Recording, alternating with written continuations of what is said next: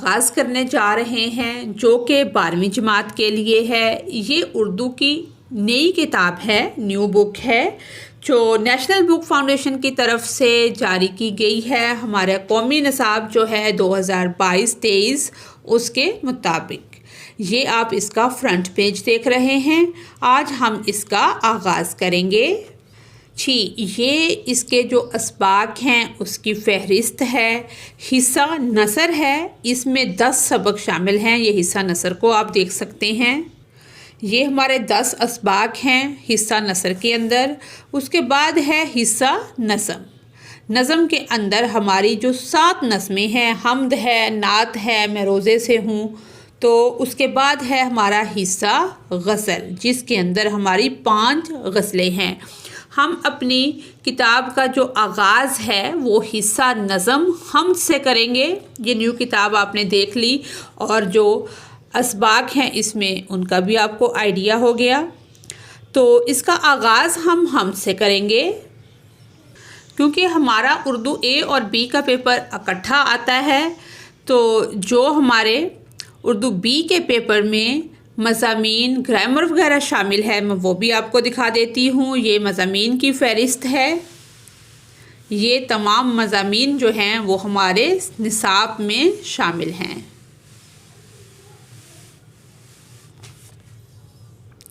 اس کے بعد یہ والے مضامین بھی ہیں، یہ یہاں تک۔ اس کے بعد ہے آپ بیتی، یہ آپ بیتی ہیں یہاں تک۔ اس کے بعد خطوط ہیں، یہ ہمارے خطوط ہیں جو ہمارے سلیبس میں شامل ہیں اور ہمارے پیپر کا حصہ بن سکتے ہیں۔ تو اس کے بعد ہے یادداشت،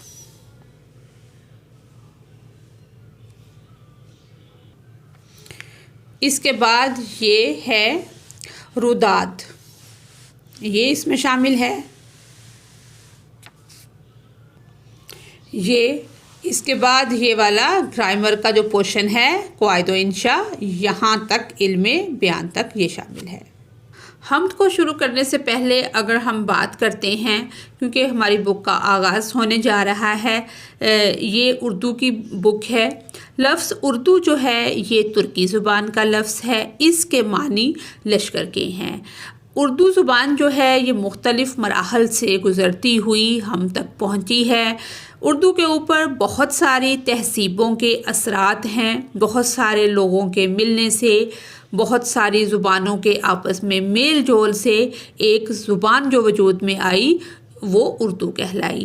اس کو مختلف وقتوں میں مختلف نام دیے گئے، جیسے اردو کو لشکری زبان بھی کہا جاتا ہے، کیونکہ مختلف جگہوں کے لوگ ایک جگہ پہ آ کر لشکر کی صورت میں اکٹھے ہوتے تھے، تو وہ آپس میں بول چال کے لیے الفاظ کا تبادلہ کرتے تھے، جس کی وجہ سے ہماری اردو زبان وجود میں آئی۔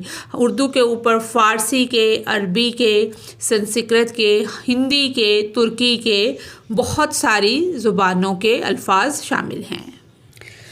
یہ ہماری حمد ہے۔ میں آپ کو بتا دوں کہ آج کی اس ویڈیو میں ہم حمد کی مکمل تشریح کریں گے، اس کے جو مشکل الفاظ کے معنی ہیں وہ جانیں گے اور اس کی مکمل تشریح جو ہے وہ آج کی ویڈیو میں کریں گے۔ تو یہ ہماری حمد کا پہلا پیج ہے جس پہ حمد لکھا ہوا ہے۔ اس کے بعد کچھ خاص الفاظ ہیں جن کے معنی ہم جان لیتے ہیں۔ سب سے پہلا لفظ ہے رونق۔ یہ خاص الفاظ ہیں، ان کے معنی ہم پہلے جانتے ہیں۔ اس سے پہلے جو نظم ہے ہماری حمد ایسی نظم کو کہتے ہیں جس میں اللہ تعالیٰ کی تعریف کی جائے۔ پہلا لفظ ہے رونق۔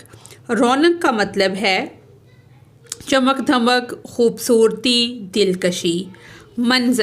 منظر کہتے ہیں دیکھنے کی چیز یا نظارہ جو ہوتا ہے، مثلا ہم کہہ سکتے ہیں کہ دریا کا منظر، پہاڑ کا منظر، واقعہ یا حالت، حادثے کا منظر، اسٹیج یا ڈرامے کا ایک حصہ، مثلا ڈرامے کا منظر، اس کو بھی منظر کہتے ہیں۔ صدا کہتے ہیں آواز کو۔ خطائیں، غلطیاں، گناہ، ان کو خطا کہا جاتا ہے۔ حرم مثلا خانہ کعبہ، التجائیں، دعائیں، درخواستیں، گزارش یا گزارشیں۔ مقدر قسمت کو کہا جاتا ہے۔ سنگ اسود، اس کا مطلب ہے سیاہ رنگ کا پتھر جو خانہ کعبہ میں نصب ہے۔ میزاب رحمت، میزاب کہتے ہیں پرنالے کو، رحمت کا پرنالہ۔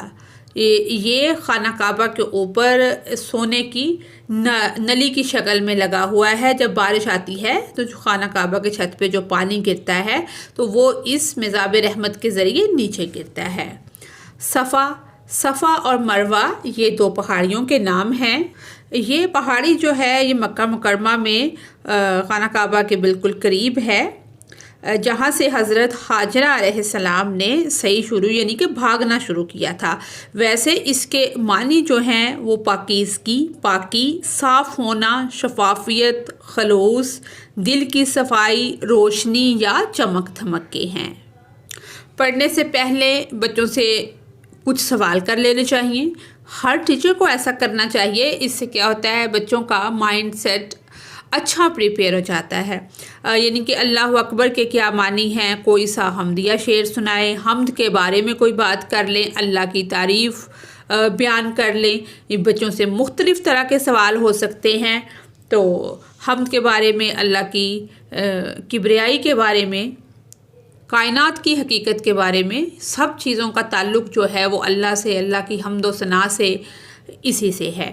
تو یہاں سے ہماری جو حمد ہے وہ شروع ہو رہی ہے۔ ہماری اس حمد کو لکھا ہے معروف نعت خواں، نعت گو شاعر اور نعتیہ ادب کے محقق و نقاد سید صبیح الدین رحمانی نے اس نعت کو، اس نظم کو لکھا ہے۔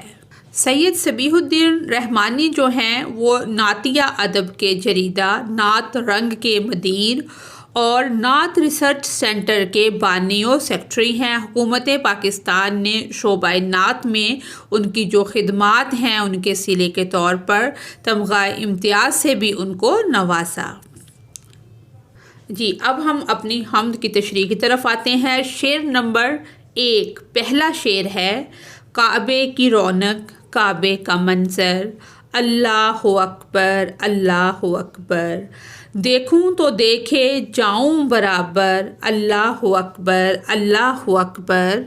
جی، اگر ہم فنی محاسن کے اعتبار سے اس شعر کو دیکھتے ہیں تو اس میں صفت تکرار، یعنی کہ ایسا لفظ جس کی بار بار تکرار آئے تو وہ لفظ ہے اللہ اکبر، اللہ اکبر، کہ اللہ کی جو حمد و ثنا ہے، اللہ سب سے بڑا ہے۔ اللہ تعالیٰ کی حمد، اللہ تعالیٰ کی عظمت جو بیان ہوئی ہے وہ بار بار یہ لفظ جو ہے یہ ہمارا قافیہ بھی بنتا ہے اور ردیف اس کا ہے برابر۔ تو صفت جو تکرار ہے وہ لفظ اللہ اکبر کی ہے فنی محاسن کے اعتبار سے۔ اب ہم اس کی تشریح کرتے ہیں۔ تشریح طلب شعر، جو یہ شعر ہم نے پڑھا ہے یہ ہم سے لیا گیا ہے، جسے سید صبیح الدین رحمانی نے لکھا ہے۔ سید صبیح الدین کی وجہ شہرت ان کی عشق رسول میں ڈوبی ہوئی نعتیں ہیں، مگر ہمارے نصاب میں ان کی ایک خوبصورت حمد کو شامل کیا گیا ہے۔ یہ ہمارے شعر کا انٹرو بنے گا۔ کوئی بھی اگر شعر پیپر میں آتا ہے تو ہم یہ انٹرو اس سے پہلے ضرور لکھیں گے۔ کعبے کی تعمیر حضرت ابراہیم علیہ السلام نے کئی ہزار سال قبل کی تھی، کہ یہ جو بیت اللہ ہے جہاں پہ ہم حج و عمرہ ادا کرنے کے لیے جاتے ہیں، اس کی جو تعمیر کی تھی یہ حضرت ابراہیم علیہ السلام نے کی تھی۔ ساتھ ساتھ وہ خانہ کعبہ کی تعمیر کر رہے تھے اور ساتھ ساتھ دعا کر رہے تھے کہ یا اللہ میری نسل میں سے کوئی ایسا پیغمبر پیدا کر دے جس کا سلسلہ میری نسل سے جڑے، میری نسل سے ہو وہ پیغمبر۔ اسی طرح جب ہم درود شریف پڑھتے ہیں تو ہم درود شریف پڑھتے ہیں آپ صلی اللہ علیہ وسلم پر رحمت ہو، آپ کی آل پر، ابراہیم علیہ السلام پر۔ تو خانہ کعبہ کی تعمیر کے وقت آپ صلی اللہ علیہ وسلم کی دعا بھی جاری تھی اور تعمیر بھی جاری تھی۔ کہ کئی ہزار سال قبل اس کی بنیاد رکھی گئی تھی، اس کی تعمیر کی گئی تھی، اسے بیت اللہ یعنی کہ اللہ تعالیٰ کا گھر قرار دیا گیا۔ تب سے آج تک بیت اللہ ہر مسلمان کے دل میں ایک خاص مقام ہے کہ جب اسلام نہیں تھا تب بھی کعبے کی جو جگہ تھی اس کو مقدس اور محترم سمجھا جاتا تھا۔ کچھ لوگ متولی ہوا کرتے تھے کعبہ کے، وہ اس کی حرمت کا، تقدس کا خیال رکھتے تھے، اور کعبے کی اپنی انفرادیت ہے۔ حدیث شریف کا مفہوم ہے کہ بیت اللہ کو دیکھتے رہنا بھی ثواب ہے، کہ جب ہم حج کرنے یا عمرہ کرنے یا ویسے سعودی عرب جاتے ہیں تو نمازوں کا جو ثواب ہے وہ کئی گنا بڑھ جاتا ہے۔ حج کا اپنا ثواب ہے، عمرہ کا اپنا ثواب ہے۔ اگر ہم کوئی عبادت وہاں نہیں بھی کرتے، صرف دیکھتے رہتے ہیں، تو دیکھتے رہنا بھی ثواب ہے۔ ہر مسلمان کی تمنا ہے کہ وہ بیت اللہ کی زیارت کرے۔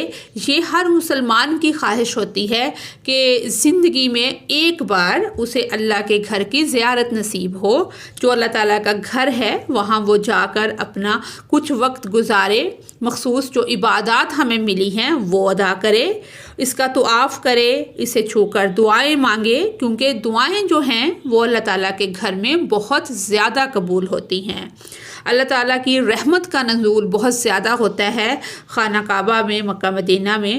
وہ لوگ بے شک بہت خوش قسمت ہوتے ہیں جنہیں بیت اللہ کی زیارت نصیب ہوتی ہے۔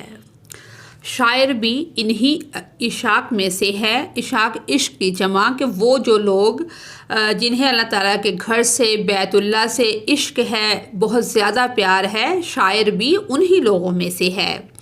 شاعر بیت اللہ کا خوبصورت منظر پیش کرتے ہوئے کہتا ہے کہ کعبہ کی رونق ایسی دل پذیر ہے کہ اس خوبصورت منظر کو الفاظ میں بیان کرنا نہایت مشکل ہے، کہ شاعر کے پاس بیان کرنے کے جو الفاظ ہیں وہ ختم ہو چکے ہیں، کہ اس منظر کو، اس خوبصورتی کو جو خانہ کعبہ میں ہے وہ بیان نہیں کر سکتا، اور اس نے اپنی بات کو اللہ اکبر پہ کلوز کر دیا ہے۔ اسی لیے شاعر نے اللہ اکبر کو بطور ردیف استعمال کر کے بات ختم کرتی ہے کہ کعبے کی رونق اور کعبے کے منظر کے متعلق میں کیا بتاؤں، میرے الفاظ، میری زبان اس قدر جامع نہیں کہ کعبے کی شان بیان کر سکوں۔ اللہ اکبر ہی کعبے کی عظمت بیان کر سکتا ہے۔ دوسرے مصرے میں شاعر کہتا ہے، مصرع اسے کہتے ہیں، ہمارے شعر کا یہ جو ایک حصہ ہوتا ہے یہ مصرع کہلاتا ہے، جب یہ دو ہوتے ہیں تو اس کو ہم شعر کہتے ہیں۔ مصرے میں شاعر کہتا ہے کہ جب میں نے کعبے کو دیکھا تو اس نظارے نے میرے دل، میری آنکھوں اور میرے دماغ کو وہ راحت پہنچائی کہ میں دنیا اور ما فیہا کو بھول گیا، کہ میں دنیا سے جیسے لا تعلق ہو گیا۔ مجھے ایسے لگا کہ دنیا سے میرا کوئی تعلق ہی نہیں، کہ اللہ تعالیٰ کا گھر ہے اور میں ہوں۔ میں ہر چیز کو بھول گیا، مسلسل کعبے کو ہی دیکھتا رہا۔ کعبے پر سے نظر ہٹانا مشکل ہو گیا، محبت بھری آنکھوں سے بیت اللہ دیکھتا رہا کہ وہی کعبہ ہے جسے میں تصاویر ہی میں دیکھا کرتا تھا۔ کہ ایسا ہوتا ہے ہر کسی کے ساتھ کہ ہم پہلے تصاویر دیکھتے ہیں کہ اتنا خوبصورت ہے، مختلف چیزیں ہیں اس کے اندر، تو وہ تصاویر کے اندر ایک ہمارا، اب تو یہ چیزیں مثلا لائیو آ جاتی ہیں، ہم یوٹیوب سے دیکھ سکتے ہیں، جب اس سے پہلے صرف تصاویر ہوتی تھی۔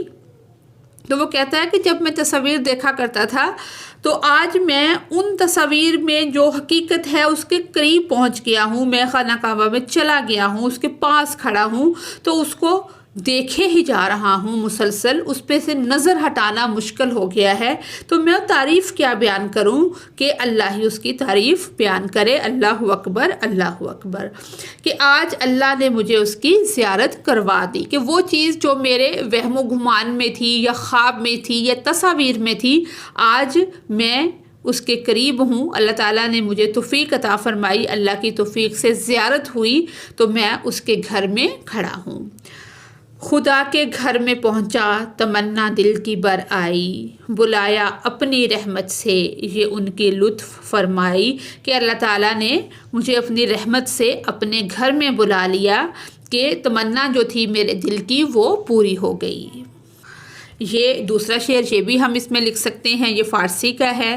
خوش از باغ ارم گلزار کعبہ، کہ باشد منزل دلدار کعبہ، کعبہ کا گلزار باغ ارم سے زیادہ افضل ہے کیونکہ کعبہ دلدار کی منزل ہے۔ مولانا روم بیت اللہ کے بارے میں فرماتے ہیں، قبلہ عشق وصال بے زوال، قبلہ عارف جمال ذوالجلال۔ یہ دو شعر لکھ کے ہمارا اس میں ہم اور شعر بھی لکھ سکتے ہیں، تو 2 یا 3 شعر آپ لکھیں اور اس کی تشریح کریں تو یہ ہمارا جو 3 نمبر کا کویسچن ہوتا ہے یہ کمپلیٹ ہو جاتا ہے۔ اس کے بعد دوسرا شعر ہے، شعر نمبر 2 ہے ہمارا، حمد خدا سے تر ہیں زبانیں، کانوں میں رس گھولتی ہیں اذانیں، بس ایک صدا آ رہی ہے برابر، اللہ اکبر اللہ اکبر۔ تر کا مطلب مثلا گیلی ہونا، جیسے اللہ تعالیٰ کا جو ذکر ہے وہ زبانوں پر جاری ہے۔ کانوں میں رس گھولتی، کہ کانوں کو جو آوازیں بہت اچھی لگتی ہیں وہ اذان کی ہیں۔ صدا جو ہے آواز برابر یعنی کہ مسلسل آ رہی ہے۔ فنی محاسن جو ہیں وہ صنعت سیاق الاعداد، یہ ہے ایک صدا۔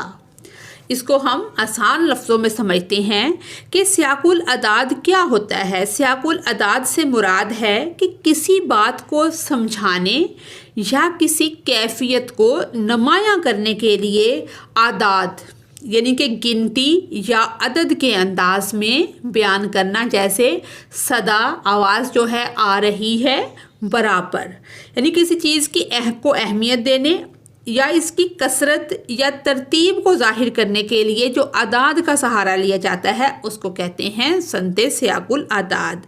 اس کو ایک اور مثال سے ہم سمجھ لیتے ہیں کہ ہزاروں لوگ اس تقریب میں شریک ہوئے، یا ہم کہتے ہیں کہ سینکڑوں بار سمجھایا مگر وہ نہ، یہاں ہزاروں سینکڑوں۔ دراصل صنعت سیاق الاعداد کی مثالیں ہیں جو کثرت اور زور دینے کے لیے استعمال ہوئی ہیں۔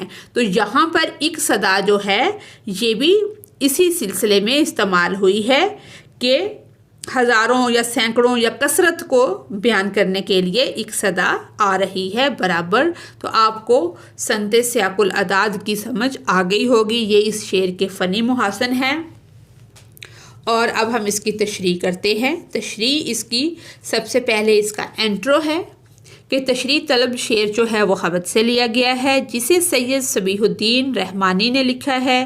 سید صبیح الدین کی وجہ شہرت ان کی عشق رسول میں ڈوبی ہوئی نعتیں ہیں، مگر ہمارے نصاب میں ان کی ایک خوبصورت حمد کو شامل کیا گیا ہے۔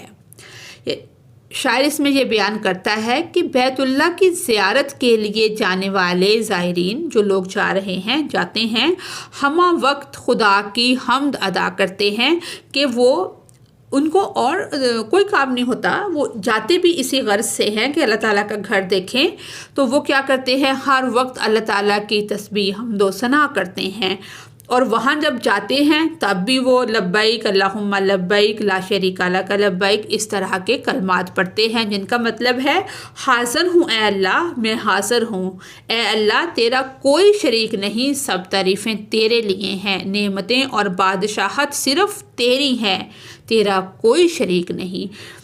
اللہ کی حمد بیان کرنے سے دل کو سکون ملتا ہے، دل کو اطمینان ملتا ہے، کیونکہ قرآن پاک میں بھی اللہ تعالیٰ فرماتے ہیں کہ جو دلوں کا سکون ہے وہ قرآن پڑھنے سے ہے، قرآن میں ہے۔ اس سے زبان نیکیوں سے تر رہتی ہے، کیونکہ زبان پر نیکیاں جو ہیں وہ جاری رہتی ہیں۔ انسان کو نیک کام کرنے کے بدلے اللہ تعالیٰ جو اجر دیتے ہیں اس کو ہم نیکی کہتے ہیں۔ بیت اللہ میں قرآن اور اذانوں کی آوازیں آتی ہیں جو کانوں میں رس کھولتی ہیں، کہ جو عربی لوگ ہوتے ہیں ان کی زبان شروع سے عربی ہوتی ہے، اس وجہ سے ان کا تلفظ لہجہ جو ہے وہ بہت اچھا ہوتا ہے۔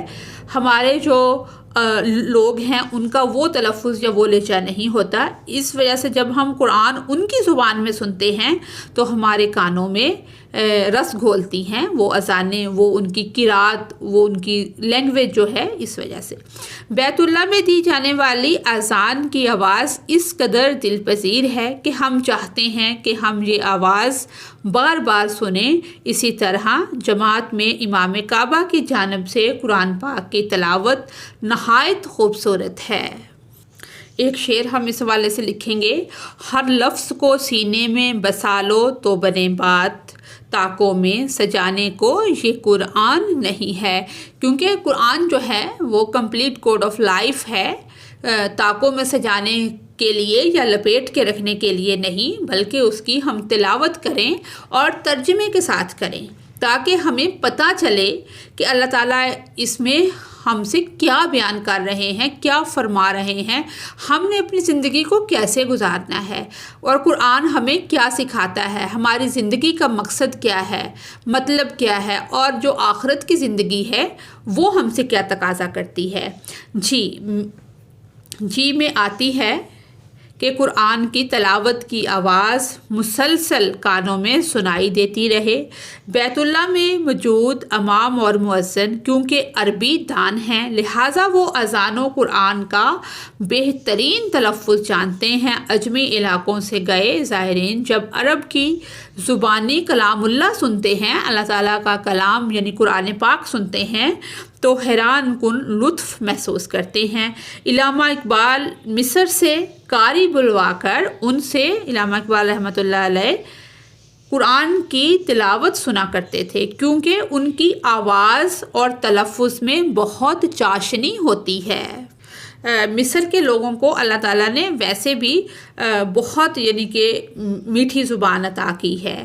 الغرض شاید بیت اللہ میں خود کو بہت خوش قسمت محسوس کر رہا ہے کیونکہ وہاں وہ دنیا سے دور ذکر خدا میں مصروف ہے۔ قرآن اور اذان کی آوازیں اس کی روح کو راحت پہنچا رہی ہیں۔ تو ایک اور شعر ہے: اسی طرح ہمیں ذکر خدا ضروری ہے کہ جیسے جسم کو اچھی غذا ضروری ہے، کہ جو اللہ تعالیٰ کا ذکر ہے وہ ہمارے لیے اس طرح ضروری ہے جس طرح ہمیں زندہ رہنے کے لیے یا اپنے جسم کو اچھا تر و تازہ رکھنے کے لیے اچھی غذا ضروری ہے۔ شعر نمبر 3 تیسرا شعر ہے: تیرے حرم کی کیا بات مولا، تیرے کرم کی کیا بات مولا، تا عمر لکھ دے آنا مقدر، اللہ اکبر اللہ اکبر۔ اس کی تشریح طلب شعر حمد سے لیا گیا ہے جسے سید صبیح الدین رحمانی نے لکھا ہے۔ سید صبیح الدین کی وجہ شہرت ان کی عشق رسول میں ڈوبی ہوئی نعتیں ہیں، مگر ہمارے نصاب میں، ہمارے سلیبس میں ان کی ایک خوبصورت حمد کو شامل کیا گیا ہے۔ شاعر بیت اللہ میں گزرے لمحات کو لامتناہی، کہ جس کا کوئی اندازہ ہی نہیں، جس کی کوئی حد ہی نہیں، لامتناہی منانا چاہتا ہے، یعنی اس یقین سے اللہ سے دعا کرتا ہے کہ اللہ اس کی دعا قبول کرے گا۔ جو چاہیے سو مانگیے اللہ سے امیر، اس در پہ آبرو نہیں جاتی سوال سے، کہ اور جتنے بھی در ہیں اور جتنے بھی لوگ ہیں جن سے ہم کوئی نہ کوئی سوال کرتے ہیں مانگنے کا یا کچھ لینے کا، تو اس سے کیا ہوتا ہے، انسان کی جو عزت ہے اس میں کمی آ جاتی ہے۔ لیکن اللہ کا جو در ہے، اللہ کا جو دروازہ ہے، اللہ تعالیٰ مانگنے سے خوش ہوتے ہیں، کہ اللہ تعالیٰ خود صدا لگاتے ہیں کہ کوئی ہے مانگنے والا، کوئی ہے لینے والا، کوئی ہے سوال کرنے والا، وہ مجھ سے مانگے اور میں اسے عطا کروں۔ شاعر بیت اللہ میں موجود انوار سے متاثر ہے کہ وہ جہاں جو نظارے ہیں، نور کی جمع ہے انوار، جو نظارے ہیں وہاں پہ بیت اللہ میں ان سے کیا ہے، متاثر ہے۔ وہاں اس کی زبان حمد و ثنا پڑتی ہے، وہاں وہ دنیا اور مافیہ کے خیالات سے دور رہتا ہے، وہاں وہ خشوع و خضوع سے کہ اب عبادت میں اللہ تعالیٰ کا ڈر شامل ہو گیا ہے، نہایت ہی خشوع سے اور خضوع سے وہ عبادت کرتا ہے، اہتمام کرتا ہے عبادت کا۔ شاعر کہتا ہے کہ اے اللہ، آپ کے حرم کی محبت میری رگ رگ میں بس گئی ہے، کہ خانہ کعبہ کی، بیت اللہ کی، اللہ تعالیٰ کے گھر کی جو محبت ہے وہ میری نس نس میں، رگ رگ میں بس گئی ہے۔ اب میں کعبے سے دور نہ رہ سکوں گا۔ میں چاہتا ہوں کہ آپ مجھے ساری زندگی کے لیے اپنے کعبے میں عبادت گزاری کی اجازت دے دیں، کہ میں ایک دفعہ جاؤں خانہ کعبہ اور میں کبھی واپس نہ آؤں، میری پوری زندگی جو ہے وہ خانہ کعبہ میں، بیت اللہ میں گزر جائے۔ اے اللہ، میرے مقدر میں بیت اللہ کی بار بار حاضری لکھ دے۔ شعر نمبر 4 ہے: مانگی ہیں میں نے جتنی دعائیں، منظور ہوں گی، مقبول ہوں گی، مزاب رحمت ہے میرے سر پر، اللہ اکبر، اللہ اکبر۔ منظور ہونا، مقبول ہونا، مثلاً کہ قبول ہونا۔ مزاب رحمت، رحمت کا پرنالہ جو ہے سر پر، کہ میرے اوپر اللہ تعالیٰ کی رحمت ہے۔ تشریح اس کی ہم ایسے کریں گے، سب سے پہلے وہی انٹرو کی جو ڈیٹ لائن ہے وہ ہم بنائیں گے کہ تشریح طلب شعر حمد سے لیا گیا ہے، یا اس کو ہم اس طرح بھی کر سکتے ہیں کہ یہ شعر جو ہے جس کی ہم تشریح کر رہے ہیں، یا یہ حمد سے لیا گیا ہے جسے سید صبیح الدین رحمانی نے لکھا ہے۔ ان کے بارے میں اور بھی تھوڑی سی جو باتیں ہم نے سٹارٹ میں انٹروڈکشن میں کی تھی وہ بھی ہم کر سکتے ہیں، کہ سید صبیح الدین کی وجہ شہرت ان کی عشق رسول میں ڈوبی ہوئی نعتیں ہیں، مگر ہمارے نصاب میں ان کی ایک خوبصورت حمد کو شامل کیا گیا ہے۔ انسان بیت اللہ میں موجود ہو، خالص عبادت میں مصروف ہو، طواف، ذکر اذکار کر رہا ہو، بیت اللہ کو دیکھ رہا ہو، چوم رہا ہو، حتیم میں موجود ہو، نوافل ادا کرے، تو دعاؤں کی قبولیت کے روشن امکانات موجود ہوتے ہیں، کیونکہ بیت اللہ میں انسان جو ہے وہ دنیا و مافیہ سے آزاد ہوتا ہے، اس کی توجہ یا اس کا خیال کسی اور طرف نہیں بھٹکتا۔ یہ ایسی دعا ہوتی ہے جس کو انسان بار بار کرتا ہے کہ یا اللہ مجھے اپنے گھر بیت اللہ کی زیارت نصیب فرما دے۔ جب اس کی زیارت ہوتی ہے، وہاں پہ ذکر اذکار ہوتا ہے، تو وہ خالص اللہ تعالیٰ کے لیے ہوتا ہے۔ انسان کی توجہ کا جو مرکز، محور ہوتا ہے وہ اللہ ہوتا ہے، تو اس وجہ سے جو دعا ہے وہ بہت زیادہ قبول ہوتی ہے۔ شاعر کہتا ہے کہ جو دعائیں اس نے بیت اللہ میں کر رکھی ہیں وہ 100% قبول ہوں گی۔ شاعر کو اپنی دعا کے پورے ہونے کا یقین ہے۔ مزاب عربی میں پرنالے کو کہتے ہیں۔ بیت اللہ کی چھت سے پانی نیچے گرنے کے لیے مزاب لگایا گیا ہے، جسے مزاب رحمت کہتے ہیں۔ اس میں سے پانی حتیم میں گرتا ہے۔ حتیم کی جگہ آپ صلی اللہ علیہ وآلہ وصحبہ وسلم کو بہت عزت تھی، یعنی کہ بہت پسند تھی، وہ جگہ کو آپ نے بہت عزت دی۔ مزاب رحمت سے گرنے والا پانی شاعر کے اوپر گر رہا ہے۔ شاعر کو یقین ہے کہ اس رحمت خدا کی بدولت اس کی مانگی گئی سب دعائیں قبول ہوں گی۔ ایک شعر ہے: گر دعائیں قبول ہو جائیں، خار سب میرے پھول ہو جائیں۔ خار جو ہیں کانٹے، مثلا مسائل جو ہیں، الجھنیں، مشکلیں، پریشانیاں، وہ کیا ہوئیں؟ پھول ہو جائیں، ختم ہو جائیں۔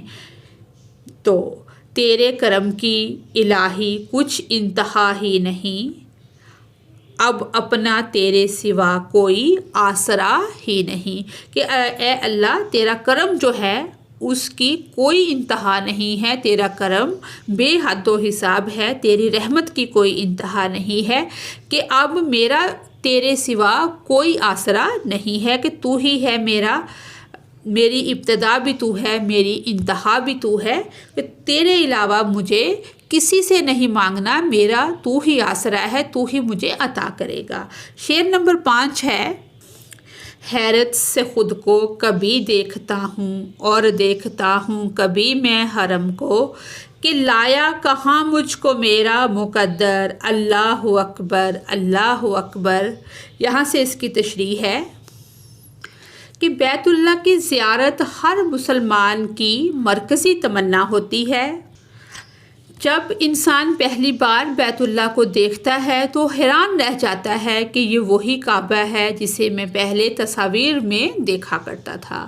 اللہ نے مجھ پر اتنا کرم کر دیا کہ مجھے ان لوگوں میں شمار کر دیا جنہیں کعبے کی زیارت نصیب ہوئی یا جنہیں زیارت کروائی گئی کعبہ کی، کہ مجھے ان لوگوں میں شامل کر دیا کہ میں تصور کر سکتا تھا کہ کبھی میں بھی وہاں جاؤں گا۔ آج میں حقیقت میں وہاں کھڑا ہوں۔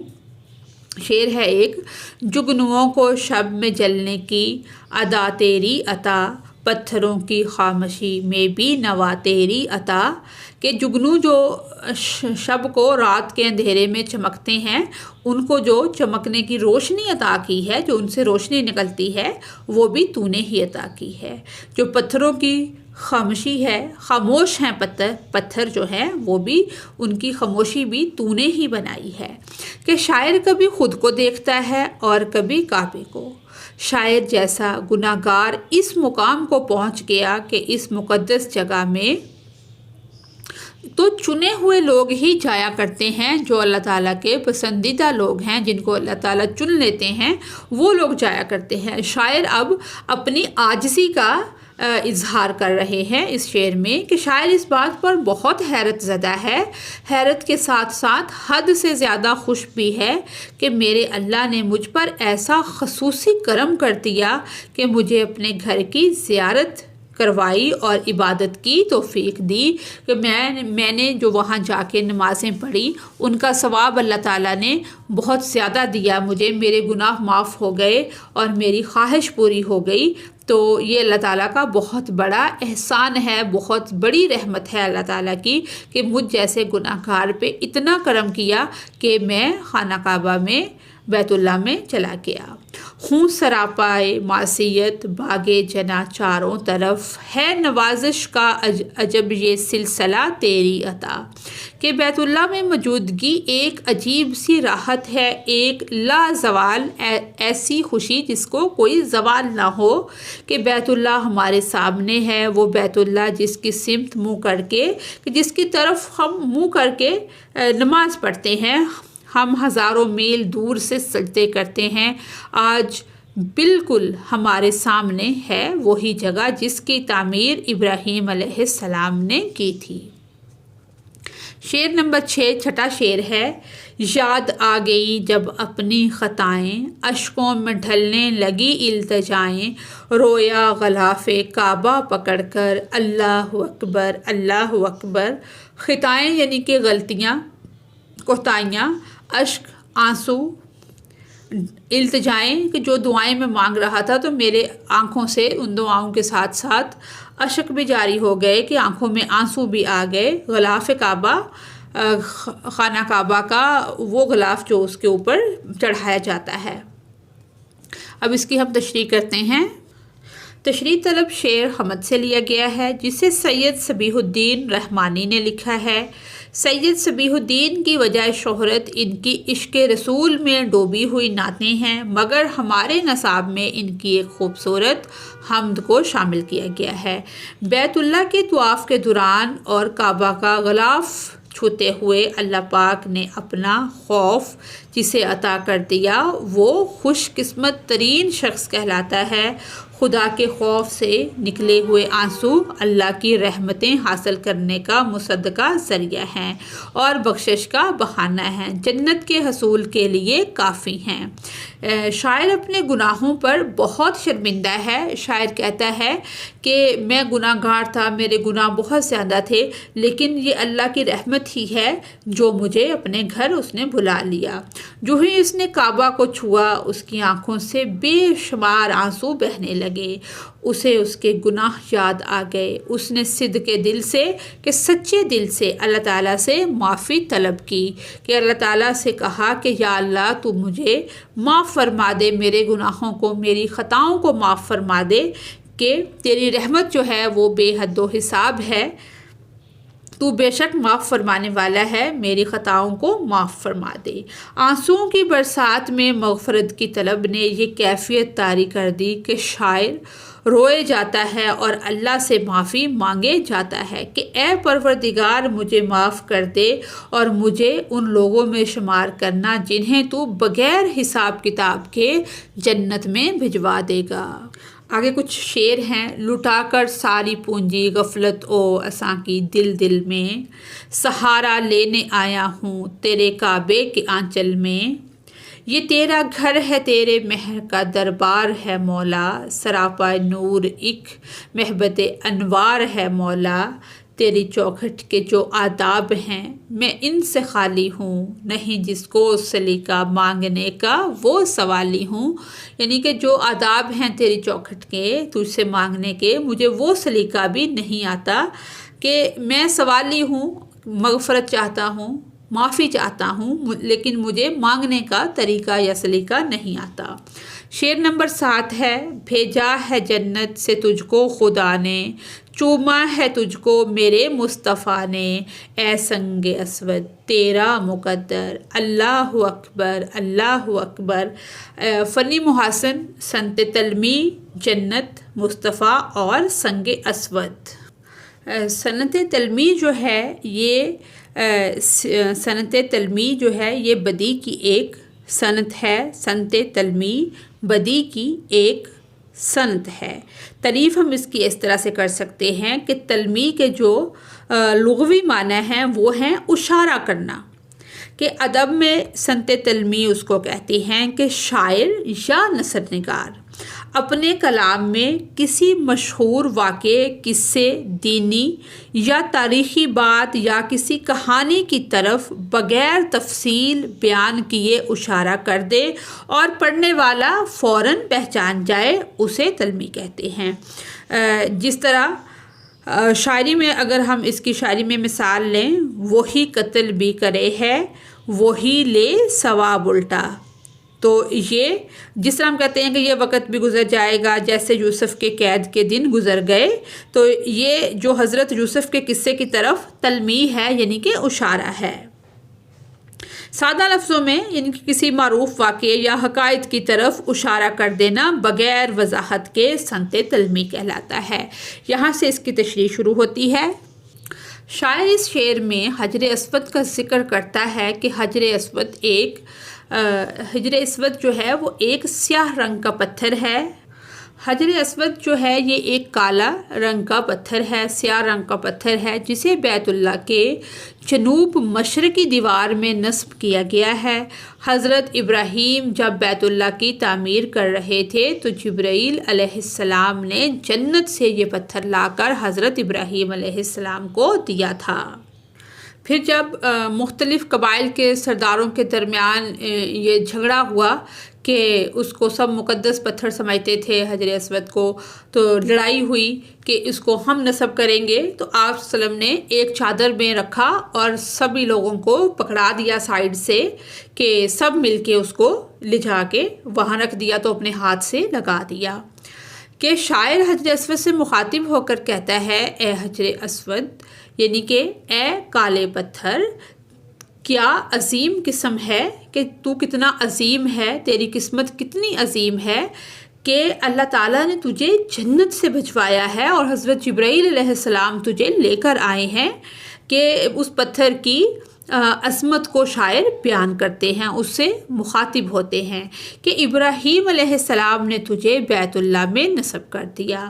جناب نبی کریم صلی اللہ علیہ وآلہ وصحبہ وسلم نے اس پتھر کو چوما تھا، اسے چوما، اس لیے اسے اس پتھر کو چومنا سنت قرار دیا گیا ہے۔ اس پتھر کو جب ہم جاتے ہیں تو چومتے ہیں کیونکہ یہ سنت ہے۔ حضرت عمر فاروق رضی اللہ تعالیٰ عنہ کہتے ہیں کہ اے حجر اسود، میں تجھے صرف اس لیے چومتا ہوں کیونکہ تجھے میرے نبی حضرت محمد صلی اللہ علیہ وآلہ وصحبہ وسلم نے چوما تھا۔ شعر نمبر 8 آخری شعر ہے ہمارا، نہیں 9 شعر ہیں۔ نیکسٹ شعر جو ہے وہ آخری شعر ہے، یہ شعر نمبر 8 ہے۔ دیکھا صفا اور مروہ بھی دیکھا، رب کے کرم کا جلوہ بھی دیکھا، دیکھا وہاں ایک سروں کا سمندر، اللہ اکبر اللہ اکبر۔ فنی محاسن سنتے سیاق الاعداد ایک سروں، یعنی کہ وہاں پر دنیا کے ہر کونے سے، پوری دنیا سے لوگ آئے ہوتے ہیں، تو سروں کا سمندر کے سر ہی سر نظر آ رہے ہیں، لوگ ہی لوگ نظر آ رہے ہیں، اور سنت تلمی کیا ہے؟ صفا اور مروہ۔ اب ہم اس کی تشریح کرتے ہیں کہ شاعر نے اس شعر میں صفا مروہ کا ذکر کیا ہے۔ صفا اور مروہ دو پہاڑیوں کے نام ہیں جو مکہ میں خانہ کعبہ کے پاس واقع ہے۔ ان دو پہاڑیوں کے درمیان حج اور عمرہ کے موقع پر حاجی سات چکر لگاتے ہیں، اسے سعی کہتے ہیں۔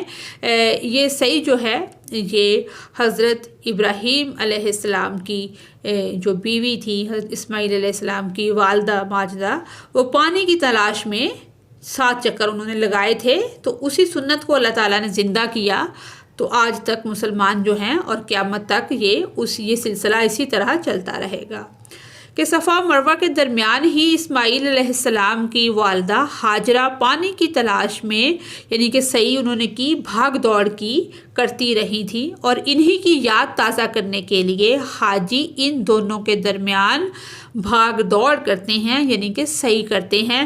جس جگہ پہ وہ بھاگی ہیں وہاں پہ بھاگتے ہیں، اور جہاں وہ تھوڑا سلو چلی ہیں وہاں پہ تھوڑا سلو چلتے ہیں۔ شاعر کہتا ہے کہ اس نے صفا اور مروہ کے درمیان گزر کے بھی دیکھا، صفا پہاڑی کو دیکھا، مروہ کو دیکھا، اور وہاں اس نے اللہ پاک کے کرم کا جلوہ دیکھا۔ شاعر کہتا ہے کہ صفا اور مروہ کے درمیان سعی کرتے ہوئے اس نے وہاں انسانوں کے سروں کا سمندر دیکھا، کہ اس نے بہت زیادہ انسانوں کو دیکھا، اور وہ بڑا حیران ہوا۔ اللہ اکبر اللہ اکبر، کیا خوبصورت نظارہ تھا کہ وہاں سینکڑوں ہزاروں لوگ صفا اور مروہ کے درمیان دوڑ رہے تھے۔ جب ہم بیت اللہ کی زیارت کے لیے جاتے ہیں تو وہاں طواف کے بعد ہمیں سعی کے لیے صفا اور مروہ کے درمیان 7 چکر لگانے ہوتے ہیں۔ یہ حضرت ہاجرہ علیہ السلام کی سنت ہے، جنہوں نے اپنے بیٹے حضرت اسماعیل کے لیے پانی کی تلاش میں صفا اور مروہ کے درمیان چکر لگائے۔ شاعر حیرانی کے ساتھ اپنے مقدر پر ناز کرتے ہوئے کہتا ہے کہ اللہ تعالیٰ نے اس پر اپنا خصوصی کرم کیا کہ اس کا شمار بھی ان لوگوں میں ہو گیا جنہوں نے صفا اور مروہ کے درمیان 7 چکر لگائے۔ وہاں اس نے ہزاروں لوگوں کو دیکھا جو اس وقت سعی کر رہے تھے، دوڑ رہے تھے، بھاگ رہے تھے، جو حضرت ہاجرہ علیہ السلام کی سنت تھی۔ شاعر نے اللہ کا شکر ادا کیا کہ اللہ تعالیٰ نے اسے ان لوگوں میں شمار کر لیا جنہوں نے اس عظیم فریضے کو سر انجام دیا۔ شعر ہے یہ فارسی کا شعر ہے جس کا ترجمہ ہے: آپ صفا کی دہلیز پر نہیں آئے تو کیا آئے، صفا و مروہ کی قسم اے دل تو کیا حاصل کیا۔ تو کہ اگر آپ صفا مروہ کی دہلیز پر نہیں آئے تو کیا آئے، کہ تم نے مدینہ آ کے، مکہ آ کر کیا کیا، عمرہ کر کے، حج کر کے کیا کیا۔ صفا و مروہ کی قسم اے دل، تو نے کیا حاصل کیا، تو کیا حاصل کیا۔ سعی بے تابانہ مروہ و صفا کے درمیان، کہ بے تاب ہو کر عشق قلب ہاجرہ کی ایک زندہ داستان۔ یہ شعر نمبر 9 آخری شعر ہے ہماری حمد کا، کہ مولا سبھی اور کیا چاہتا ہے، بس مغفرت کی عطا چاہتا ہے، بخشش کے طالب پہ اپنا کرم کر، اللہ اکبر اللہ اکبر۔ تشریح طلب شعر حمد سے لیا گیا ہے جسے سید صبیح الدین رحمانی نے لکھا ہے۔ سید صبیح الدین کی وجہ شہرت ان کی عشق رسول میں ڈوبی ہوئی نعتیں ہیں، مگر ہمارے نصاب میں ان کی ایک خوبصورت حمد کو شامل کیا گیا ہے۔ شاعر مقطع میں یہ کہتا ہے کہ اے اللہ تعالیٰ، سبھی آپ سے، اپنے آپ سے مخاطب ہے، کہ سبھی جو ہے وہ آپ سے کیا چاہتا ہے کہ مغفرت کے سوا اور کچھ نہیں چاہتا کہ آپ اس کو معاف کر دیں، اس کی مغفرت فرما دیں۔ مغفرت کے سوا اور کیا چاہتا ہے؟ وہ مغفرت چاہتا ہے، آپ اس کی مغفرت فرما دیں، اے اللہ تعالیٰ اس کے سارے گناہوں کو بخش دیں اور اس کے اوپر اپنا خصوصی کرم نازل کر دیں، اور یہاں اس کا آنا قبول فرما لیں، اور اس کی عبادات کو جو اس نے عبادتیں کی ہیں اللہ تعالیٰ کے گھر میں آ کے، بیت اللہ میں آ کے، وہ قبول فرما لیں۔ اے میرے پروردگار، آپ کا خصوصی کرم اور خصوصی شفقت ہے کہ آپ نے مجھے ان لوگوں میں شمار کیا جو آپ کے بیت اللہ کی زیارت کے لیے آئے، جنہوں نے صفا مروہ میں سعی کی۔ اے اللہ تعالیٰ آپ سبھی پر خصوصی کرم کر دیں کہ اسے اپنی رحمتوں سے نواز دیں، اسے مغفرت عطا کرتے ہوئے اس پر اپنا کرم نازل کر دیں، اس کی بخشش کر دیں۔ اے میرے پروردگار، تو رب ہے، مالک ہے، داتا ہے، قادر المطلق ہے، تو جو چاہے کر سکتا ہے، تو دعاؤں کو سننے والا ہے، تو ہر چیز پر قادر ہے۔ اے پروردگار، مجھ پر اپنا کرم نازل کر اور میری اس حاضری کو قبول فرما لے۔ یعنی کہ اللہ تعالیٰ سب لوگوں کو، جتنے بھی مسلمان ہیں، سب کو اپنے گھر کی زیارت نصیب فرمائے، سب لوگ حج ادا کریں، عمرہ ادا کریں، ویسے اللہ تعالیٰ توفیق عطا فرمائے، ویسے جائیں، وہاں پہ وقت گزاریں، نمازیں ادا کریں، تو اللہ تعالیٰ سب کو یہ والی سعادت جو ہے وہ عطا فرمائے۔ یہ آج کی ویڈیو ہماری یہاں تک تھی کمپلیٹ، اس میں تشریح ہماری ہو گئی ہے۔ اگلی ویڈیو میں ہم اس کی مکمل مشق کو بھی حل کریں گے، اور حمد کا جو مرکزی خیال ہے اور خلاصہ ہے اس کو بھی ہم نیکسٹ ویڈیو میں کریں گے انشاءاللہ۔ اگر آپ کو میری ویڈیو سے کوئی رہنمائی ملتی ہے تو میری ویڈیو کو لائک اور چینل کو سبسکرائب کریں۔ Thanks for watching us.